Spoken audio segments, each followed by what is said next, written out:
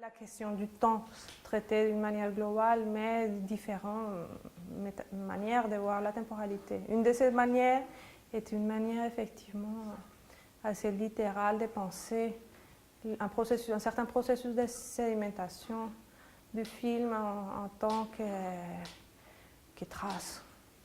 Comment est-il possible d'imaginer qu'une pellicule, qu'un certain cinéma devient un objet solide si on suppose qu'on peut surimprimer les images à la manière d'un processus de sédimentation. Donc, tout ce qui s'est passé quand j'avais fait cette pièce au sujet de l'idée de l'enfermement, dans laquelle je citais ces cas particuliers, il s'agissait de rendre visible d'une manière quelconque, de mélanger aussi des matières. C'était un processus d'expérimentation dans lequel j'étais intéressée par cette idée littéralement mélanger des matériaux électroniques comme la vidéo avec de la terre, un peu pour établir un parallèle assez naïf dans les fonds sur ces deux processus de sédimentation, l'un purement géologique et l'autre celui des images vidéo qui a priori seraient des images éphémères, mais qui dans mon propre travail, dans le contexte de mon propre travail, s'est présenté comme des images sédimentaires. Et donc du coup, je voulais parler dans ces cas particuliers d'un temps cyclique, d'un temps qui ne cesserait pas de passer, que celui de la mémoire aussi. Donc c'est un sujet à chaque fois renouvelé, celui du temps. Donc il n'y a plus dans mon travail une préoccupation pour la temporalité en majuscule, comme il y avait à cette époque.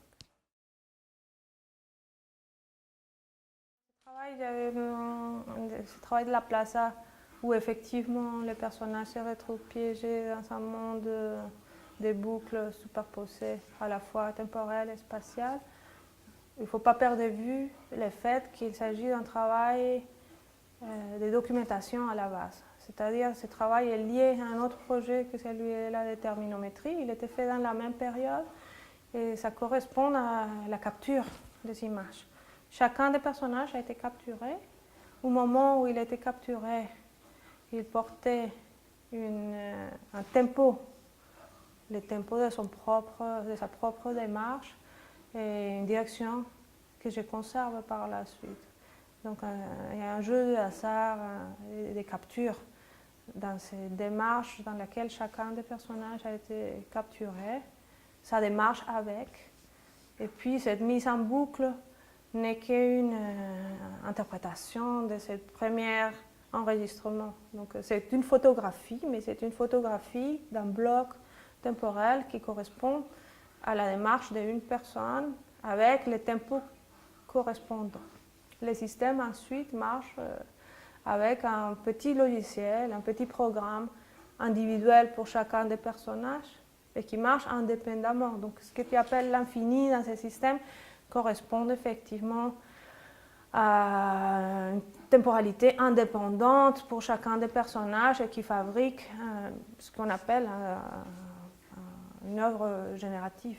Donc, dans ce sens, c'était conçu comme un film. À l'époque, j'appelais cela les films fontaines, faisant allusion à ce qui se passe avec les fontaines. On sait qu'il s'agit d'un système dans lequel le mouvement est toujours le même, mais n'est jamais identique à lui-même. Donc c'est un système qui est basé sur une conception de temps qui est celle du Timée de Platon, dans laquelle il existe un temps, il appelait ça l'année parfaite. L'année parfaite, c'était les moments dans lesquels c'était la distance dans le temps. Donc, contrairement à une idée d'infini réel, c'est un infini fermé. Si l'univers est fait d'un nombre de possibilités finies, il y aura un moment de l'histoire dans lequel vous, les caméras, toi, on se retrouvera à nouveau dans cette salle en train de répéter encore une fois la même chose. Donc, théoriquement, les films étaient censés durer, non pas à l'infini, mais durer depuis le moment où une action se répète et le moment où cette action aura lieu une fois de plus. Et cette mesure est calculable parce que c'est simplement la somme de toutes les possibilités de mouvement de chacun des personnages. Et comme ces possibilités de mouvement sont limitées, c'est là que les rapports jouent avec l'autre partie de mon projet sur lequel j'avais peut-être l'intention de m'interroger, qui est celle de la détermination et de la déterminométrie, puisque les personnages, du coup, c'est un peu une caricature aussi de cette idée que j'avais de tenter de rendre visible les paradoxes liés à la question de la détermination. D'un point de vue de la programmation dans l'espace, ça marche un peu comme les anciens jeux vidéo, c'est-à-dire les hauts de l'image est contigu avec les bas de l'image, les droites de l'image est contigu avec la gauche de l'image, de sorte que théoriquement il s'agit d'un cadre infini, d'un univers sans cadre, et géométriquement il s'agirait d'un tore déplié dans lequel les personnages sont calculés pour bouger éternellement, enfin dans une relative éternité qui était la question de l'œuvre, cette idée d'une éternité confinée aussi à une répétition. Ce n'est pas la surveillance en soi qui m'intéressait, parce que tout ça, ça a émergé dans un contexte, donc c'est 2003, les technologies automatisées de surveillance sont très précaires encore, et on les utilise dans un premier temps à des fins plutôt positives. Par exemple, ces algorithmes de surveillance, on les utilise dans les piscines à l'époque pour détecter un noyé, c'est-à-dire quelqu'un qui ne bougerait plus dans la piscine et qui aiderait les gens de la piscine. Donc c'était des algorithmes qui faisaient à peine leur apparition dans l'espace public, dans un système plus global ou privé de surveillance. Donc ce n'était pas la question qui m'intéressait spécifiquement à l'époque. Ce qui m'intéressait, c'était les moyens techniques utilisés par ça et bien évidemment la question de la signification. Donc, bien sûr, à l'époque, j'étais intriguée par ces tout nouveaux usages qui étaient ceux de déterminer dans l'espace public si quelqu'un s'arrêtait ou marchait trop vite, comme une alerte, comme un écart du comportement modèle. Donc les modèles, par exemple, seraient véritablement cette plaza dans laquelle tout le monde marche tout le temps à la même vitesse et dans la même direction. Et donc du coup, c'est ça que j'appelais, donc pour tenter de formuler ceci, j'avais créé quelque chose que j'avais dénommé l'index de détermination. Donc l'index de détermination, ça serait l'index des écarts possibles de ce comportement modèle de celui qui marcherait toujours dans un même sens. Sauf que la question de la détermination, en français en particulier, mais pas seulement, m'intéressait par sa signification toujours double et antagonique. La détermination et en français, me semble-t-il, d'une part, le fait d'être déterminé, c'est-à-dire quand on emploie dans le sens de détermination sociale, détermination économique, c'est-à-dire le fait d'être déterminé par des questions externes, mais on utilise aussi le mot détermination dans le sens de autodétermination. On parle de quelqu'un qui est déterminé parce qu'il suit sa volonté, son libre arbitre. Donc c'était ce jeu paradoxal entre l'idée qu'il y aurait une volonté interne à soi qui nous permettrait par exemple de réussir. Comme il était question dans ces premiers tests que j'avais fait pour tenter de déterminer quel était ce modèle et l'écart possible de ce modèle, j'avais fait les tests à la Défense à Paris avec les fameux Men in Black qui sont censés être les plus déterminés de nous tous, puisqu'ils se dirigent directement vers les succès, et ils sont des chaussures qui font du bruit et qui marchent au travail le matin, et semblent être très déterminés. J'avais fait un peu un prototype au sein de cet espace, des espaces publics de la Défense. Bien évidemment, ça dépend de l'heure du jour, on est moins déterminé à midi que les matins. Donc, toutes ces questions-là m'intéressaient. Comment pourrait-on mesurer cette détermination et comment pourrait-on mesurer ensuite l'écart possible de cette détermination. Et ensuite, cette recherche-là avait un rapport aussi avec ces questions dont je parlais avant de la sédimentation du temps dans l'image. C'est-à-dire, j'étais en parallèle très intéressée par quelque chose que les images ont pratiquement perdu aujourd'hui avec la question de la manipulation digitale, c'est les rapports de traces, le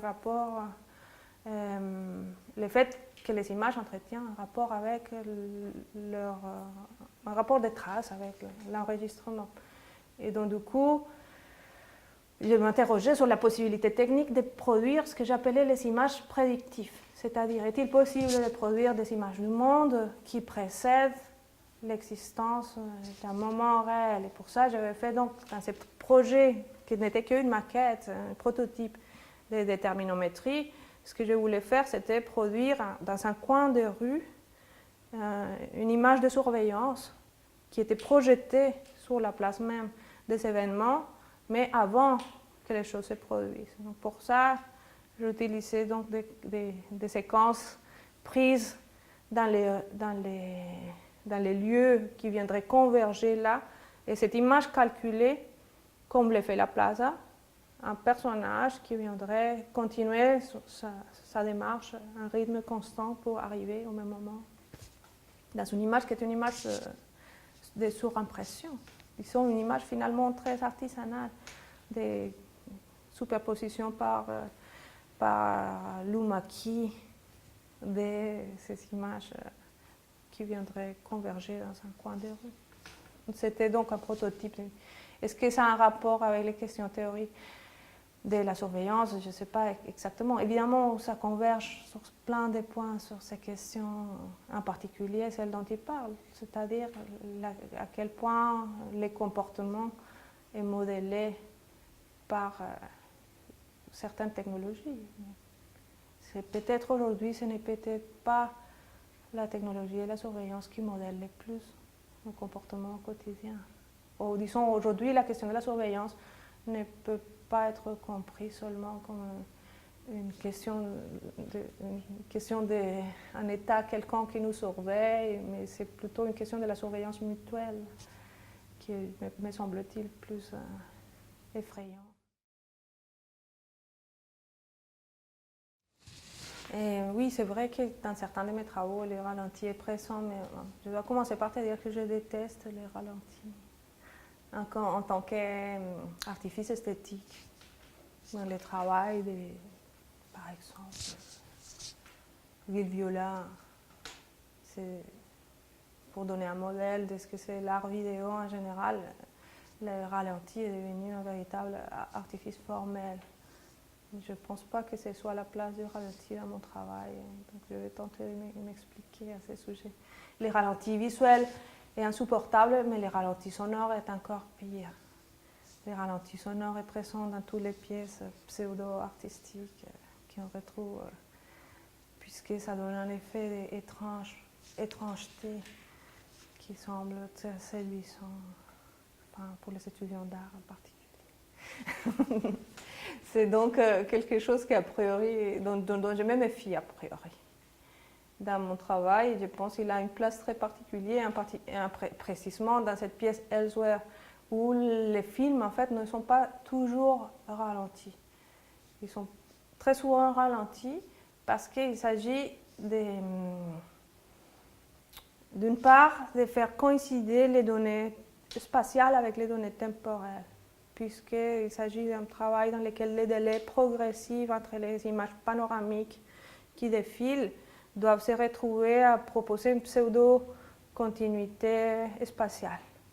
De telle sorte que c'est quelque chose que j'ai décidé, 12 secondes entre une projection et la suivante. Donc dans ce travail, nous avons 23 projections de chaque côté de la gare, et entre une projection et la suivante, environ 12 secondes. Donc c'est quelque chose qui est planifié dans les modèles de l'œuvre qui devient très fixe parce que la pièce, la temporalité de la pièce est liée à l'architecture. Et donc du coup, si mes plans capturés sont plus longs, je suis obligée de moduler le temps pour qu'ils s'adaptent à la temporalité globale de la pièce. Donc c'est quelque chose qui a un rapport un peu mathématique et il se trouve que certains plans, j'ai dû les accélérer pour qu'ils arrivent à ces 12 secondes. Mais la plupart du temps, je suis plutôt obligée de les ralentir pour qu'ils s'adaptent à cette fixité du système dans lequel la temporalité de l'image est liée à l'architecture. Cette temporalité de l'image est liée à l'architecture aussi de manière très physique, puisqu'il s'agit de projections chacune de 5 mètres. Il est physiquement inconfortable d'avoir des images qui bougent trop vite et même dangereux pour le public, puisque tu peux tomber malade, comme tu tombes malade dans les simulateurs quand la vitesse des images est beaucoup trop haute et ton corps, c'est-à-dire les données visuelles, ne correspondent pas aux données auditives et les gens peuvent tomber sur les voies de train. Donc il y a une limite aussi de la vitesse à laquelle il est possible d'afficher des images dans la gare. Et ensuite, il y a bien sûr un statement sur la question de la vitesse des machines, c'est-à-dire le rapport à la vitesse imposée par les trains, qui est aussi bien sûr le rapport à la temporalité moderne. Donc ce rapport entre les trains et le temps universel est quelque chose qui était déjà très présent dans mon travail et qui était un peu commenté par ces questions-là. Donc qu'est-ce qui se passe? Les temps que j'ai voulu imposer à l'œuvre étaient donc les temps d'une personne qui marche.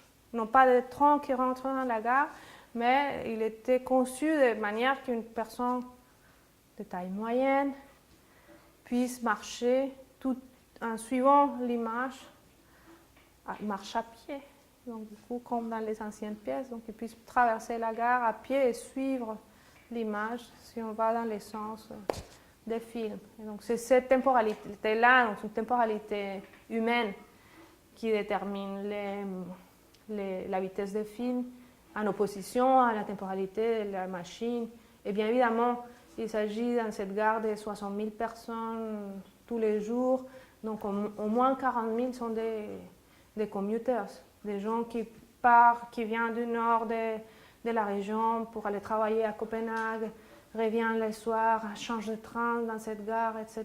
Et du coup, bien évidemment, c'est un commentaire par rapport à cette question de la vitesse dont tu parles, qui n'est pas seulement cette vitesse de la communication, mais c'est aussi une vitesse physique, réelle, dans laquelle les gens vont encore au travail et ils doivent changer de train en permanence.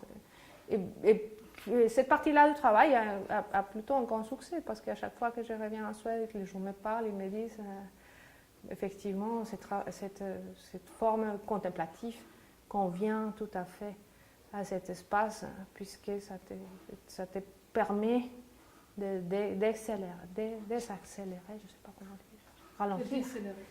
Donc voilà, donc dans ce sens-là, ce n'est pas un ralenti, mais une désaccélération.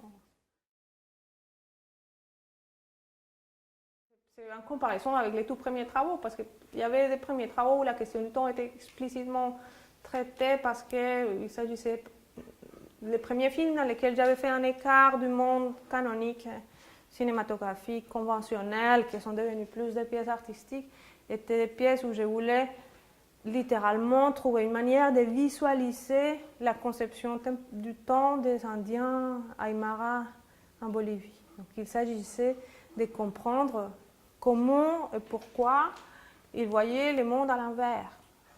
J'ai tenté d'expliquer pourquoi chez les Aymara, je ne sais pas, je l'ai expliqué dans mon travail, je ne sais pas si tu l'as lu ou tu le connais, le passé est situé devant et le futur derrière. Donc ça supposait, enfin ça mettait en évidence une autre chose qu'à l'époque je ne connaissais pas, mais que les linguistes connaissent très bien, c'est qu'on conçoit le temps dans des termes purement spatiaux.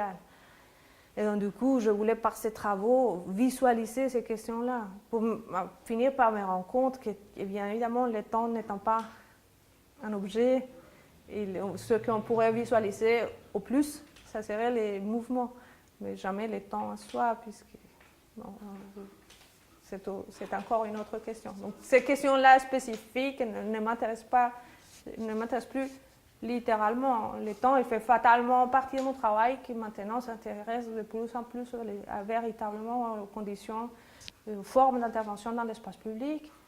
Il se trouve que je travaille avec la vidéo, c'est encore tout ce que je connais. J'ai voulu faire des choses en sculpture, mais je ne me sens pas complètement à l'aise avec la fabrication d'objets non plus. Donc du coup, c'est encore un média temporel, mais la temporalité qui m'intéresse le plus, c'est la temporalité inhérente à ces interactions dans l'espace public. Donc les tout derniers travaux, là j'ai fait un travail dont le dispositif est un peu apparenté au Video Walk de Janet Cardiff, dans lequel il s'agit effectivement de télécharger des films et de faire des parcours accompagnés de ces films, sauf que dans les fonds, ce sont des questions très différentes. Et la temporalité du lieu est du coup synchronisée à la temporalité de l'action. Et les films, comme tels, imposent aussi, une fois de plus, une temporalité aux gens qui les regardent de manière individuelle dans l'espace public. Donc effectivement, la question de la temporalité est posée encore une fois. Mais encore plus que ça, je continue à m'intéresser à la question du temps d'attente. Comme j'avais commencé à m'intéresser à la gare, qu'est-ce qu'on fait de ce temps d'attente? Comment ce temps d'attente est devenu? Avant, beaucoup de gens parlent de ce temps d'attente comme un moment dans lequel ils sont piégés, ils ne peuvent plus bouger, le temps est en retard. Mais dans ma propre expérience, il se trouve aujourd'hui que c'est le temps de retard des trains, des avions. C'était souvent le temps qui m'est rétribué, un temps que je retrouve vide et que je reçois comme un cadeau. Soudain, un temps libre qu'on n'a plus. Et donc, du coup, j'essaye de travailler sur comment occuper ce temps, mais non pas pour nous maintenir occupés, mais justement pour peut-être provoquer une forme d'ennui productif. C'est pour ça que la question du temps continue à m'intéresser autrement.